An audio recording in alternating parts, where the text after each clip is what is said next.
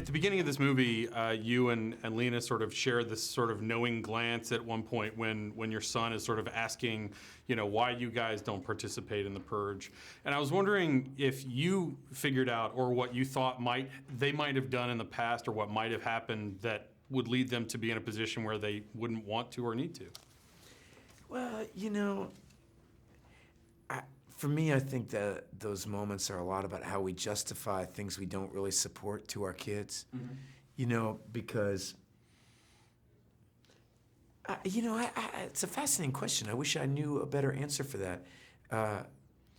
I know Lena and I both loved the kind of very old-fashioned idea of this movie, that these people were just protecting their kids, and that was something we latched onto as characters. But in a lot of ways, my character is the bad guy. She's pretty clearly against the Purge, and you see her kind of drinking. She's just trying to numb herself from it. And my character is trying to profit from it. And in a lot of ways, it's my character who has the journey of kind of learning about, he's making money off of something that is kind of wildly unethical. I mean, his son has a sense of ethics that he's just turning a blind eye to.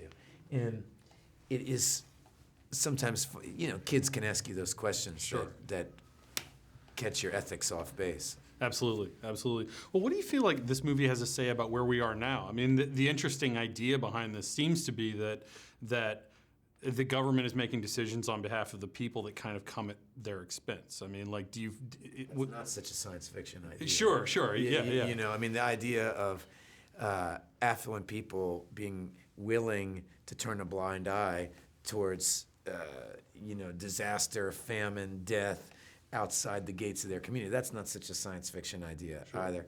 And that's what I love about the movie. But I'm sorry, that wasn't really what you were asking. Well, I was just kind of curious, like, what you feel like this movie does have to say about sort of like what's going on now, or if you feel like it is. I don't think the movie has a political agenda, like with a statement to make. It's having a lot of fun raising questions about what our relationship to violence is. Mm-hmm. We are a nation obsessed with violence. This movie is extremely violent, but it makes you think about violence, I think, from a new angle. It's very difficult for me to see Edwin, the actor, African-American guy, running up and down the street of this gated community and not think of Trayvon Martin. It's very difficult for me to see the obsession with guns and not think about Sandy Hook. But the movie doesn't. It's just like any good science fiction movie. It'll make you think about the way those ethics might be relevant to your life now. Sure.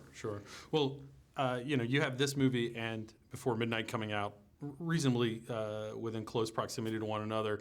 It feels like, the last time I talked to you was for Sinister, and I'm wondering, it feels like maybe at the time that Before Sunrise came out, that was sort of, the character sort of drama was maybe the rule, and the genre stuff was more the exception. Where do you think things have sort of changed that, now, Before Midnight's the outlier as opposed to doing, numerous genre projects? That's interesting. The business has changed. The movies that are getting made change.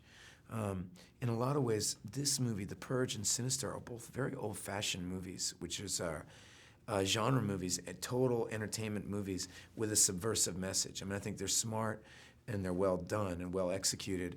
Because the days like in the 90s of just kind of making indie movies about people, those movies just aren't getting made, or if they're getting made, they're not getting released very well. And it puts you as an actor having to adapt, And for me, I've been kind of lucky because I have a genuine love of movies. And my first movie was with Joe Dante. I made this movie Explorers, and he had directed The Howling. And I had a huge education about the language of cinema, of not being high or low. There is a certain kind of erudite movie that I love. I love to go see Fanny and Alexander, but I love Escape from New York too. Sure. And my kind of dream career for myself is one with a really wide net, without any rules about what you can and can't do. But it's certainly forced me to find my own mercurial path through the system. Sure.